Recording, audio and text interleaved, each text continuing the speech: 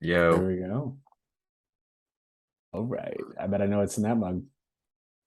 you'd be correct. You But not as much as last week because by the end of 4 hours gotta of pace. You gotta American pace Horse. yourself. You gotta pace yourself with these blocks that we're getting on Wednesdays. I just have to say something to kick things off, Chris. Hmm. R.I.P. Leslie Jordan. Right? Oh, No, I mean, yeah, a loss, an American Horror Story family loss. I mean, yeah, I know. That what a was, joy! What a joy! Just not as an actor, but well, as an actor, but also just like as an Instagram follow. I think you and I have talked about this before. You were the one who got me following him on Instagram, I think. yeah, I mean, during the pandemic, he just became that comforting voice. Will shoot, y'all. Ah, What y'all yes. doing?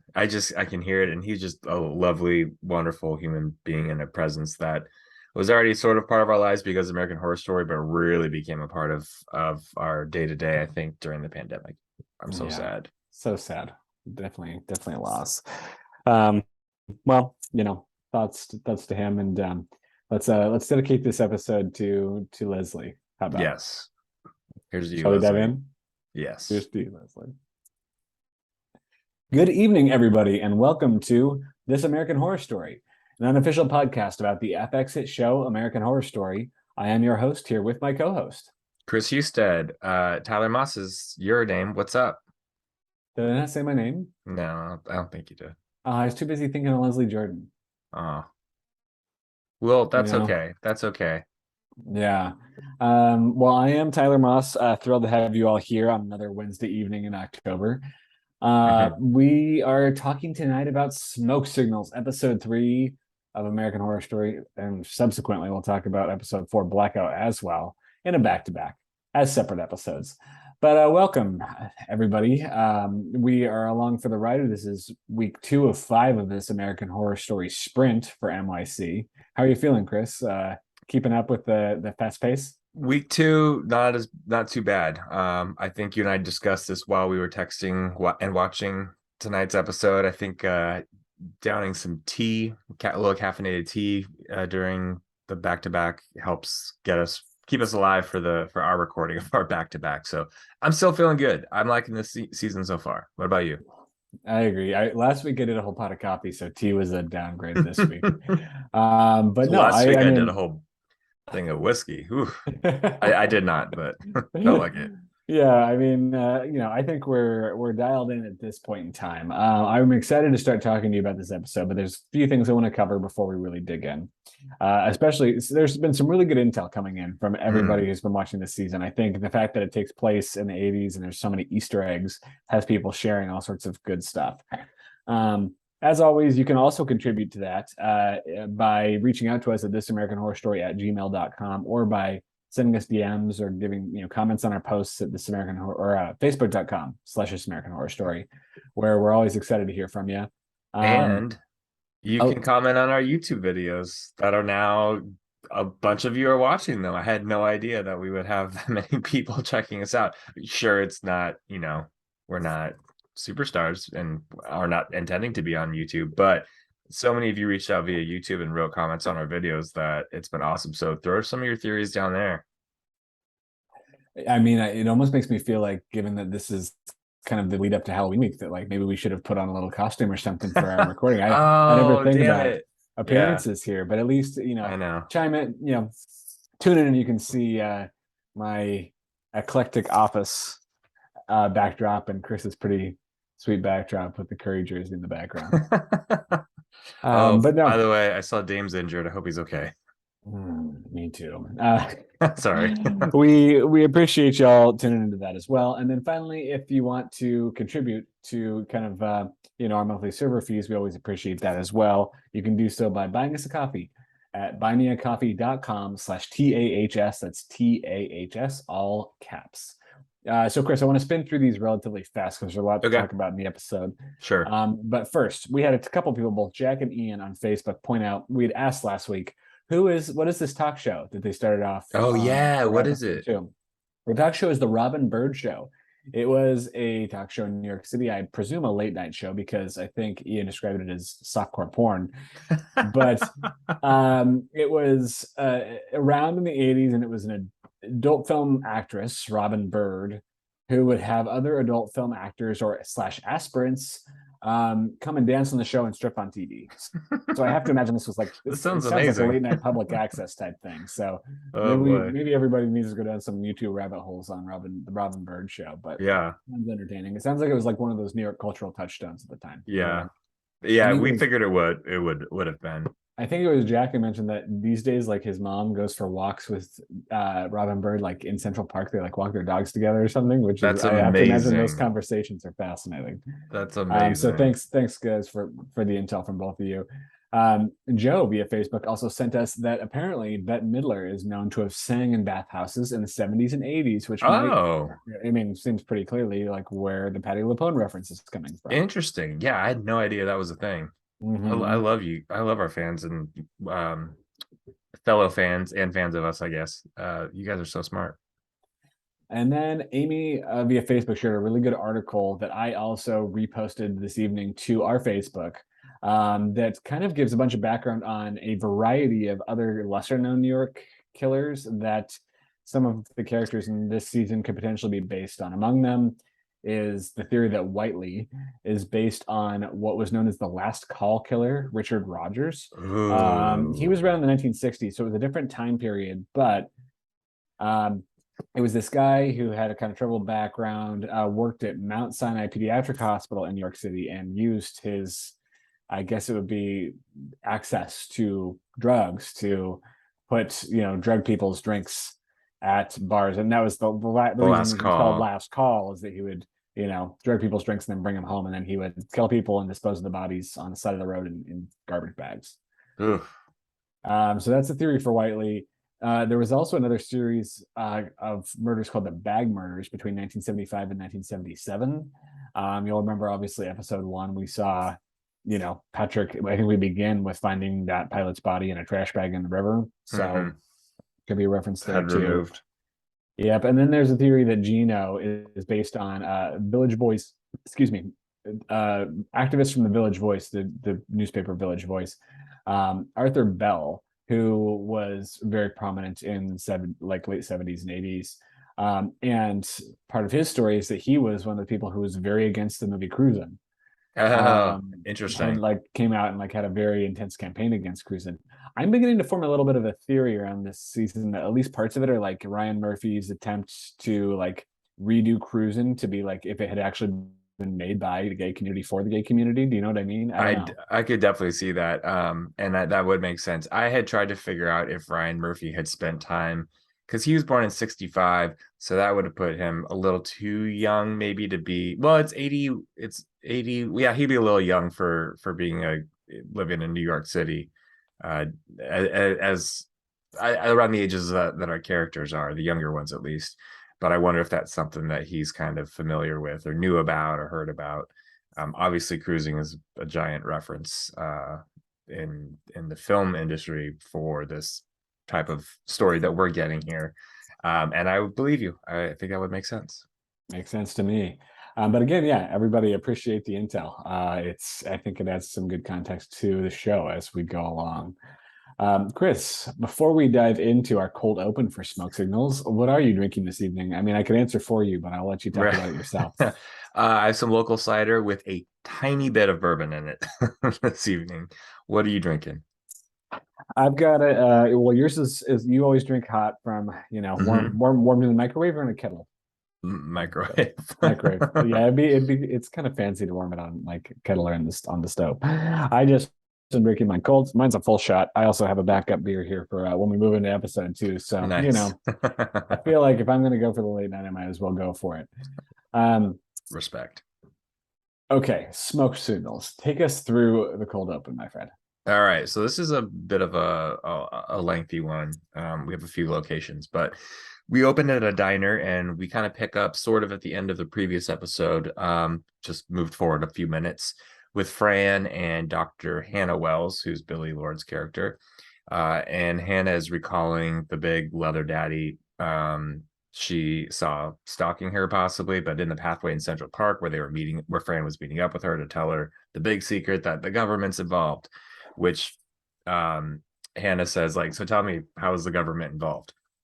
And Fran says she was a lab assistant, and she got access to files and reports, and part of this Operation Paperclip, which was a post-war program where the U.S. used Nazi science against the Russians in the Red Scare. So Did you look this up? As I haven't had I didn't have I time to look did. into this No, one I yet. didn't. It was too much going on, and I didn't know how much it would factor into the story. I'm glad I didn't, because it actually doesn't really that much in the next At least not episode or yet. two. Yeah. Yeah, yeah. I will look into it for future episodes. If it had become more of a thing, I would have definitely looked back into it so we could talk about it.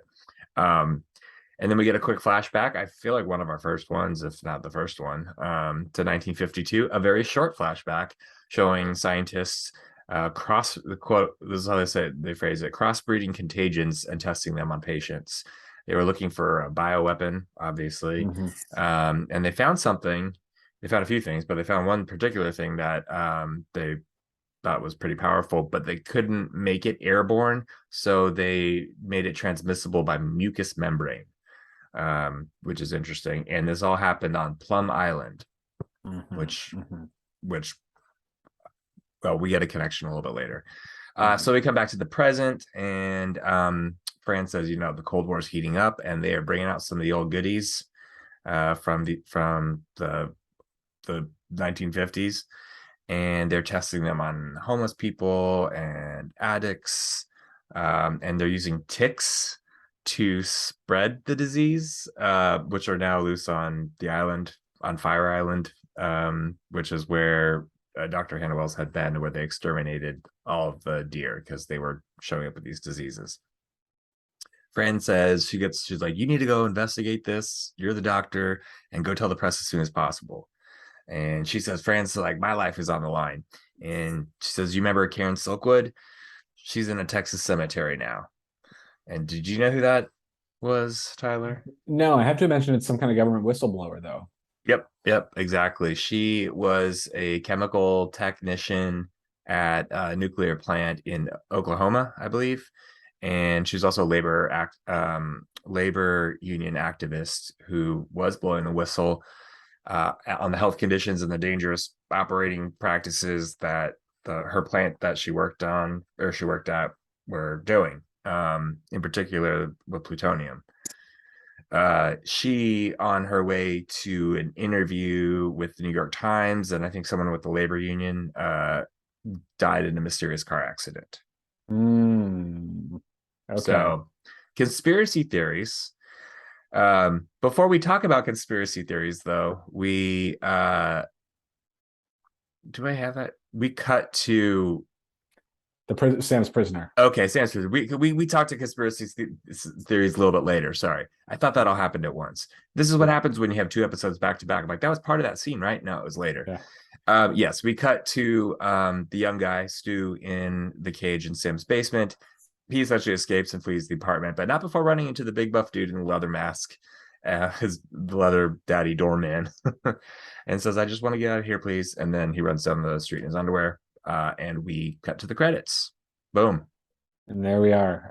Well, a few things came to mind for me. First one is like, okay, so the leather daddy doorman is not Big Daddy, obviously, and clearly he is real because Stu talks to him, and so Sam just has a leather daddy doorman that just hangs out, and it's different from Big Daddy. So I guess that's an important distinction. We were getting a little bit too down the rabbit hole and like, is I this something in his mind or whatever? Yeah, I need to pay attention more to see what the difference is in between their masks. I think there's a I think Big differentiation Daddy's there. also Buffer. I mean, they're both buff, Okay. but I think he's Yeah. Buffer. Okay. And a couple other things I was going to note too. Props to just Jennifer on Facebook who theorized prior to this, I think prior to tonight, that there was maybe a Plum Island connection, which I wasn't even really familiar with that backstory. So good on you there. And also, I just wanted to say that we were corrected via Facebook that Oh it is no. indeed Sandra Bernhard, not Bernard. So it's a hard H, Bernhard. Bernhard. Thanks to Michael via Facebook for that one. So we'll be more on top of it going forward on that one as well. I'm just gonna call her Fran. I think Fran is a perfectly fine name. I don't know how much Fran's going to play a role. Like so France, far, that storyline's kind of sidelined she feels very perfect. Wasn't she a reporter for the for a Village hot Voice? minute. I imagine, Yeah. yeah, we'll have to see if their issue ever comes out. Yeah. The double issue. This episode was written by Brad Falchuk and Manny Coto, and directed by John J. Gray. So American Horror Story mainstays. As we move into the body of the episode, we start off at the police station where Pat and Mac are looking at corpses, and they're looking at photos of corpses. They've got like one of those. I wanted to call it like a vision board, but it's a pretty dark vision board. It's like it's just mapping out how all the bodies are, trying to A figure case out what's board. happening here. A case board, and Freddie's listed on there. Well, remember, Freddie was the one I think who had the stool photos taken of him last episode, and then we remember he goes into the bathhouse and like there's a lot of mist, and we think we He see the guy again. disappears. And we learn that it sounds like died, and we presume he died in the bathhouse, right? And obviously Mhm. later that Gino investigates that. So we're starting off deep in the midst of investigation, and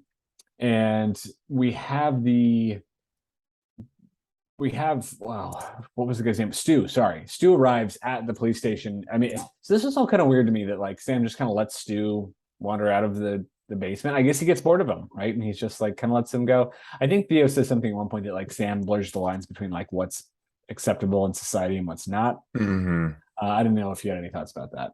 Yeah, it seemed a little easy for him to just walk out, but also the way he played that game with him with a stranger. I mean, it's a power play because he knows that, you still live in a homophobic community that, even though your immediate community might be more gay friendly, you go to the police and it's going to be a he said situation, and he can play it. He's got power and money. So yeah, maybe that's why he's doing it, but it's, you think he'd be a little more careful. Well, there's a few dynamics at play here, right? I mean, you make a good point. So, Stu tells Patrick about the Ditz Leather Bar. Patrick goes to visit Sam's house, where he's having that party, and basically, they said they're going to ignore all the coke lying around and everything else, Yeah. just go down to the basement. And yeah, Sam's basically like, it's consensual. I dare you to kind of press me on it, and I mean, it becomes like I mean, there's some shades of relevancy to today when you think about like what does assent really mean, um, you know, and where are lines drawn. Yeah. But like you said, it's hard, especially to tease out. There's a lot of different reasons Patrick surfaces, including the fact that like Stu probably doesn't want this to get out like in the world. He doesn't want it to become a public thing. So there's some kind of keeping it under wraps going on there. Sam has a lot of money and a lot of power, as we're told a couple times here, and so there's, he kind of has all the dynamics on his side, right? Also, apparently, Sam is familiar with Patrick's leather desires, so everybody else knows about Patrick's. Patrick is horrible at disguising Tastes. his personal life, I guess. Except to Gino, apparently, for Yeah. however long they've been together. Back at home, Gino's been working on a picture of Mr. Whiteley, and finally we get the scene where Gino kind of confronts him, but we don't get that full truth till later. But Gino confronts him about what Barbara had brought over, the kind of leather stash, and Patrick admits that he used to go to leather bars. And we start to learn. I feel like we get more into his kink in these couple episodes, which is like kind of being closeted and every kind of like lying and kind of being covert about stuff is part of what turns him on. I think he says at one point, it's hotter when it feels there's like something to be ashamed of, I think, is in that exchange with Gino. So their it's a tough relationship, and I feel like over these next two, like it's continues to be tested over the course of this episode and the next one. Or we just swim in circles over the next A little two bit. episodes. A little bit. Like, yeah, I agree with you that like we can talk about it at the end, but like Yeah. maybe this needs to go. Something needs to happen here because it does feel a little bit repetitive after a bit. But Patrick decides he's going to go hang out by the phone after kind of pushing from Gino, and it seems like this is kind of where we seem to be going into kind of the cruising territory. Yes, that's what I was thinking. Yep. Patrick gets into I want to say like costume, but not really. Like he just, he does a little dress up, but at this point I was like, well, if it's Sam, isn't Sam going to recognize him? But it's this time around, it's not Sam. The actual killer calls. Well, from what we know, one of the killers.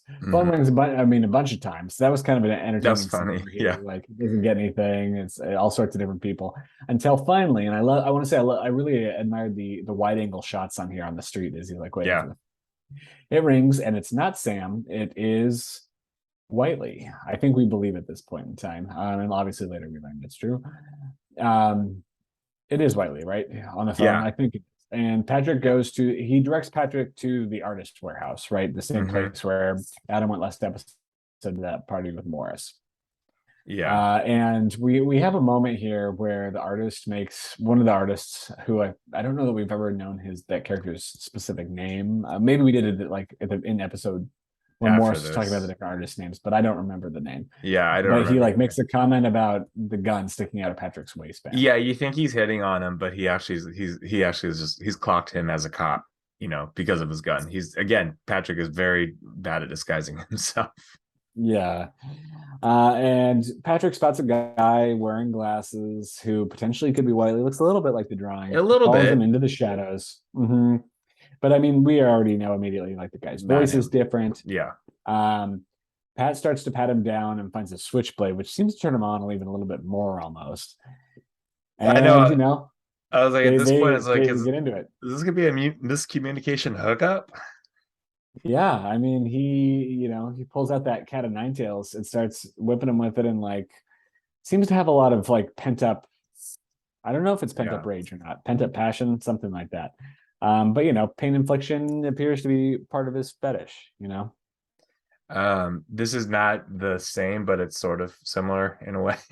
And I won't say names, but one of my friends is on Grindr, and he like other people told him like, hey, I've seen like a picture of your torso on this other profile.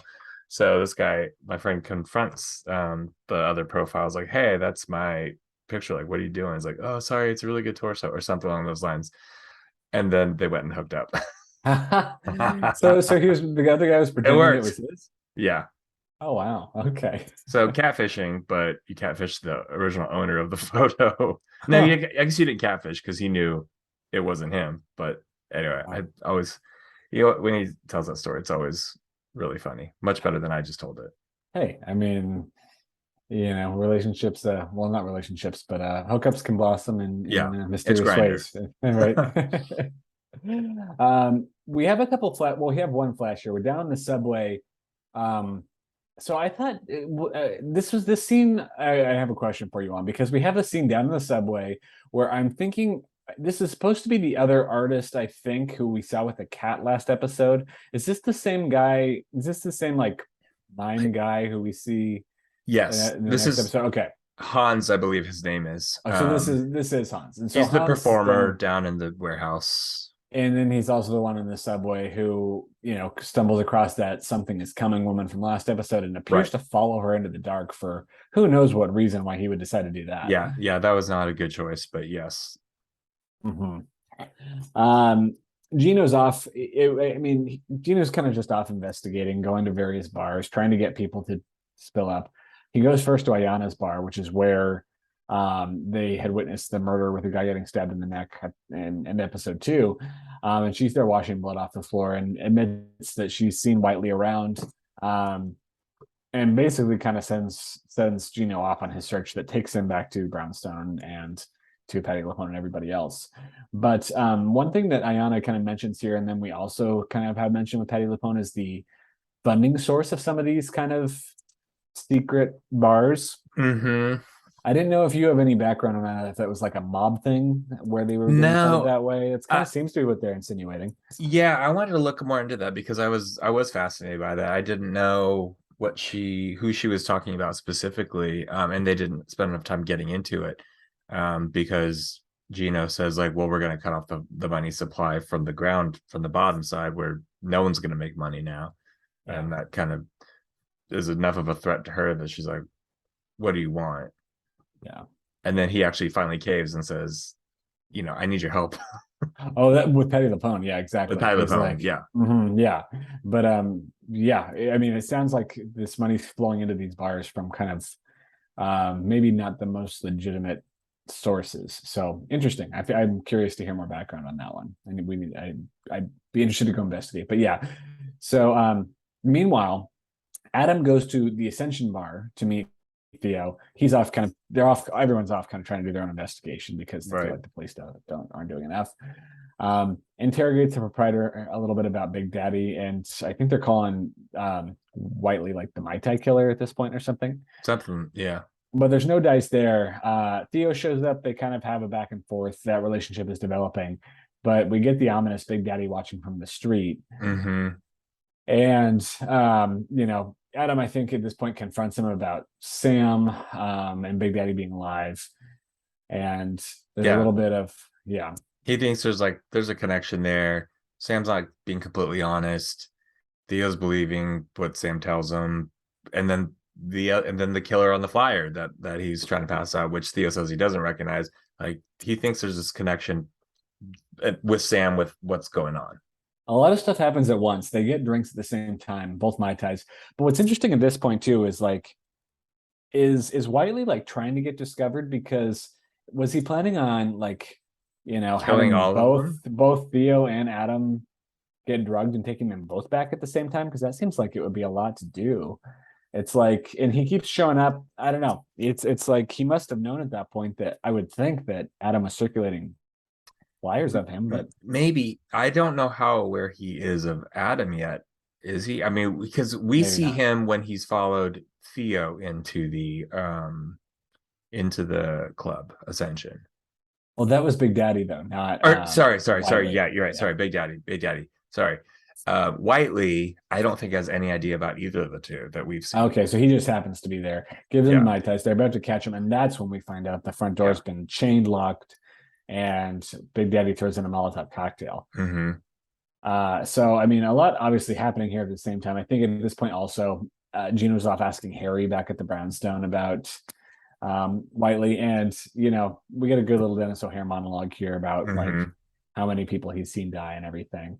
And I think this is just continuing to kind of underscore the idea that like these what's happening in this community and what's happening to this community is just not being taken seriously really by anybody. And so you kind of have to fend for yourself, and you kind of also have to keep your head down is kind of the attitude everybody has, in a way that Gino is very frustrated by. Right. But yeah, there's like a little montage here where that's happening. The Molotov cocktail's happening. Back at home, Patrick's pulling down his own hidden leather stash in the condo with Gino, and like, trying stuff on. And this is the point at which I think we see some marks on his arm, which I guess would be the tick bites. That's what we're led to believe so far because of information from Hannah Wells's storyline. But that's generally the through line for now. Yeah. And then also we have a little flash of Hannah here where, I mean, her storyline's like thrown in every so often, intersects on occasion. I feel like the Fran thing was a little bit of a stretch to try to get her to intersect with everybody else, but now we're back at her, I guess it's her lab or something, where she's basically getting roadblocked on being able to get evidence to prove out the pathogen theory when I guess she's at the hospital, right? Because then she's at the there when hospital. everybody starts coming in. Yeah. And then she's like, well, I'm just going to use this opportunity to get blood samples from everybody who's here. I love that she's sort of like frustrated with it, but you literally just want to go draw gay men's blood in the area that are showing or presenting the symptoms that she's curious about. I feel like major violations there. Yeah, well, I think let alone asking their sexuality. Right. She's yeah. So she's being enterprising in this regard, Maybe not then. Yeah. Anything different. Well, that's true. But she's off busy finding the truth. But so now everybody's kind of congregated at the hospital. We realize Theo and Adam are okay. If not in perfect condition with Adam's kind of inhalation stuff. And that's when Adam realizes that Whiteley is still at the hospital with him, sends Theo to call Gino Gino shows up with Patrick. Um, they're hustling all over the hospital, him and Patrick, to find Whiteley, and finally runs into. I mean, I think sees Whiteley from like across the hall and starts chasing him throughout the hospital. So they go on like a wild goose chase. Meanwhile, Hannah's taking samples from Adam, and Hannah seems to know Adam. I don't know that we knew that they knew each I other. It's okay. I didn't. Yeah, when have they met before? I didn't remember that. well, and they say there's something they say where it's like, I feel good about what we did, and I don't think we have context on what that is just yet. So She also immediately goes and takes his restraints off because she's like, "Why are you restrained?" No professional would just do that if they didn't know that that was safe. I don't, so yeah, that was odd to me. so I think we're hinting at a relationship we don't know about yet, right? Yeah, or they Uh, missed a scene. mhm.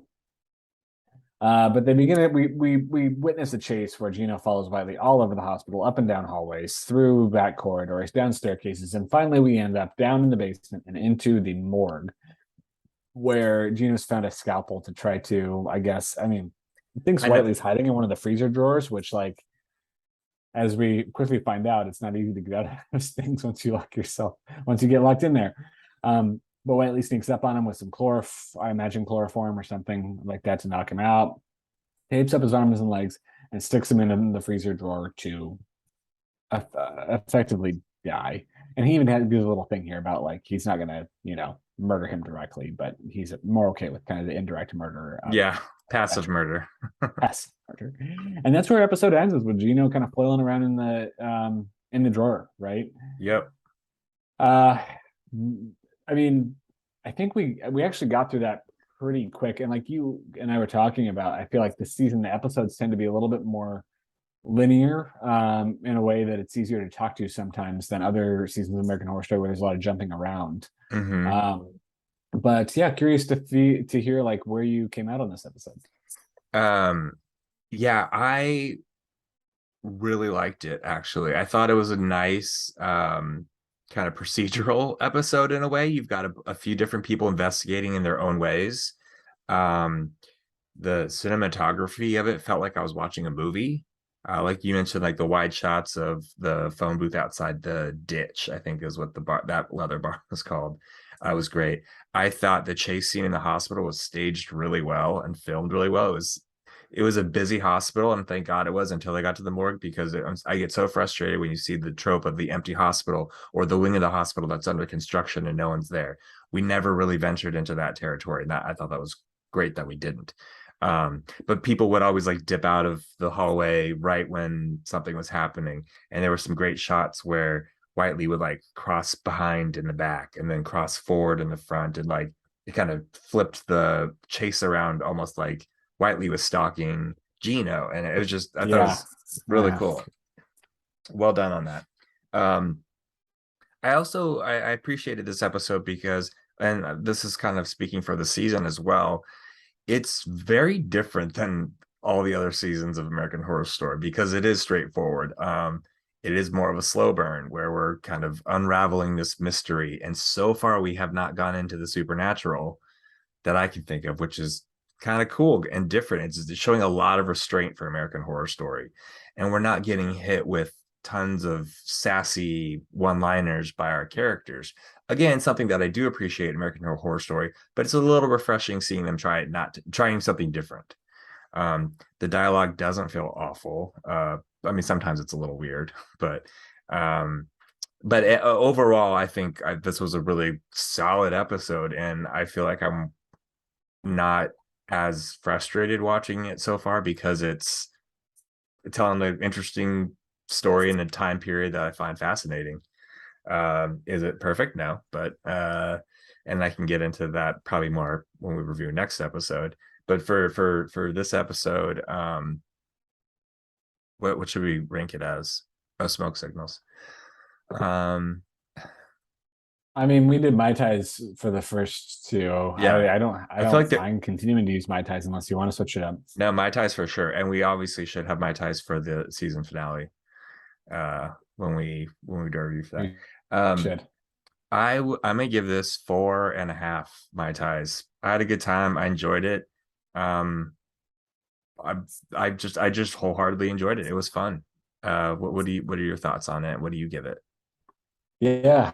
I mean, I feel like you hit on a lot of the right notes. One of the things I've really enjoyed about this season is like the immersion into all the different like types of bars and like the warehouse parties and like all these locations have very much a distinct look and feel to them. Like, I'd be curious to go to the Ascension. Like it looks like a cool and interesting bar, and it's very different from the Brownstone, which is very different from the bathhouses, which is different from the warehouse and the ditch and all these different play. Like I don't know, it's been kind of cool to journey into this world a little bit. Um, Especially when you learn, like as we talk a lot about the history about how so many of these places were kind of operating, uh, you know, I mean, they were not that they were like speakeasies in the sense that like they were really kind of hidden. I think probably, if they were illicit, then like probably the authorities knew about it and were getting paid off or something like that. But they're still not kind of, really public businesses in that way. Yeah, and I don't know. It's an interesting time. I think they're doing a good job embodying the time period. I mean, I obviously dive into that more too in the next episode with talking more about blackouts and things like that. But for like a American Horror Story taking on kind of a period piece angle, which we've done in the past a lot of different time periods, but I feel like this one feels to me because of all like the real history hooks, um, which could be poorly done, and I feel like they're doing it well. I just don't know. I feel like it's landing, which I've been impressed by. Um, and I'm really enjoying I'm really enjoying the acting too. I feel like first of all, I feel like Gino and Patrick, Russell Tovey and Joe Mantello. Mantello. I think they're both terrific. Charlie Carver, I'm really enjoying as well. Um, you know, Isaac Powell. I think everybody's doing a really good job. We're getting just a little bit of Leslie Grossman here and there. She's not around that much, but I mean, yeah, Zachary Quinto as Sam. Like, you don't like Sam, but he's obviously a He's doing compelling a great character. job. Yeah, I'm So very intrigued with him. Yeah. yeah, so I think honestly the weakest acting for me so far has comes probably from Cal Penn. Um, He just kind of shows up and gets is gruff. yeah, it's kind of like gruff in a little bit of a corny way. He's kind of the corniest character. Otherwise, I feel like all the others are pretty on point. So I would probably give this episode, I'm going to give it a 4.25. I think it was also solid. I just don't know that it like for me had enough going on that it didn't like rise above other episodes and it didn't depth below up other episodes. It was just like another solid episode. So I think 8.75, solid score. I think everyone should be happy with that one. But yeah, I think excited to talk with you next about Blackout. So we should move on quick to that. We want to thank everybody listening. For those who might not be moving on to the next episode right now, you can always reach out to us at thisamericanhorrorstory@gmail.com or comment on our Facebook page at facebook.com/thisamericanhorrorstory. Kris, where can people find you between now and next episode? Instagram and Twitter at Kris Husted, Kris with a K. How about you, Tyler? You can find me on those channels, but you can also find us on YouTube at This American Horror Story Podcast. Is that our YouTube Yeah. channel? Yes. Or Yes, we'll have a link on our Facebook page. that too. Find us there, either one. All right, folks. Happy huntings. See you soon. Do you want to stop Audacity and redo it?